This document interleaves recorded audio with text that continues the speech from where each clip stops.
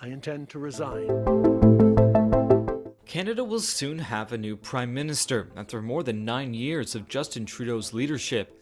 Who will replace him as the leader of the ruling Liberal Party and as the country's Prime Minister will be decided by party members and announced on March 9th.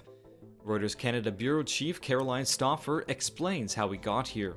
The real precipitating factor was actually happened in December, though, and that was when his finance minister, Chrystia Freeland, resigned in a very surprising way. He kind of took the holiday period to think about the best way forward, but he did, of course, end up resigning shortly after the holidays.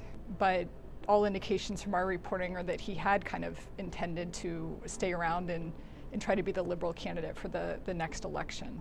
Running to replace Trudeau is Mark Carney, a former central banker who doesn't hold a seat in Canada's legislature. He's running as an outsider with considerable financial experience. Chrystia Freeland, once Trudeau's closest ally, she led the renegotiation of the North American Free Trade Agreement during US President Donald Trump's first term. The two remaining candidates are former cabinet minister Karina Gould and retired Liberal legislator Frank Baylis. Well, it's going to be a wild ride. Chief data scientist at Nanos Research Nick Nanos says even before the results have been released, rival Conservative Party leader Pierre Poilievre has already taken aim at a perceived frontrunner. The Conservatives and Pierre Poilievre have come out swinging against Mark Carney like he's already won the leadership. So the expectation is that he's the frontrunner because of Pierre Poilievre's validation and also probably the amount of coin that Carney has raised.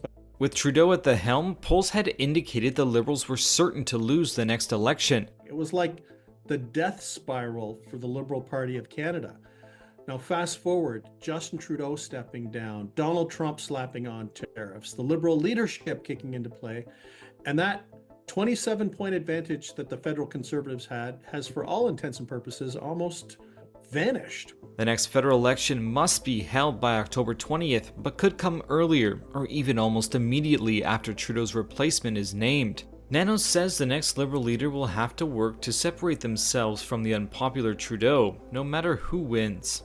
But he says Canadian voters may be weighing other factors. For Canadians, they may end up voting for a party that they don't like. They may end up voting for a leader that they don't like, because the fundamental ballot question is not going to be, is it time for change, which is what we thought it was until 6 weeks ago. It is going to be, who can best manage the relationship with Donald Trump.